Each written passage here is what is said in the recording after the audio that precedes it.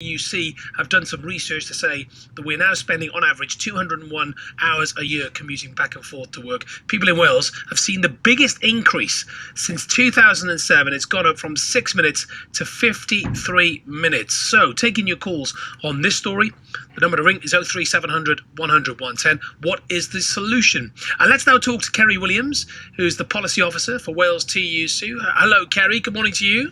Hi, Jason. Bodada. Good morning, Bodada. What's the answer, Ceri? What are we going to do?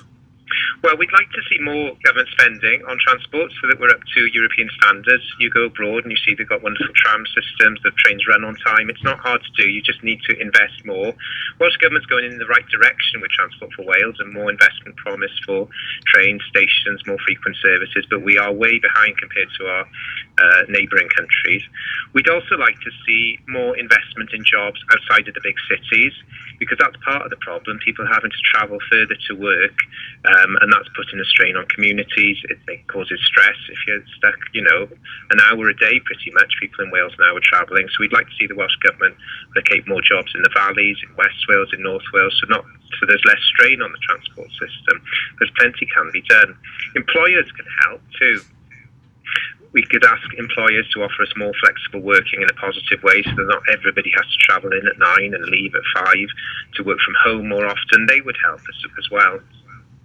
Yeah. What about Susan Rodaway, my guest who came to see us here in Pennard? She's the Community Council Chair. Don't know if you heard Susan at all, but she's campaigning to improve Kittle's bus service into Swansea.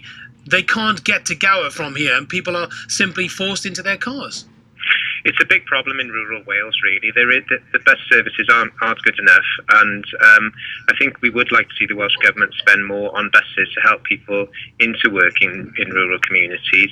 There's some areas where the train services will improve, but buses are important too, and we would like to see the buses taken back into public control. At the moment, they're privatised, so people just run the profitable services, so rural areas really miss out. But if you were able to use a bit of the money you get from running busy city centre services to subsidise routes into rural areas like Kittle and Pennard, it would make a huge difference, wouldn't it? So people would get into work on time.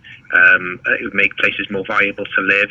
So yeah, definitely, we want to see big improvements in bus services and brought back into public control.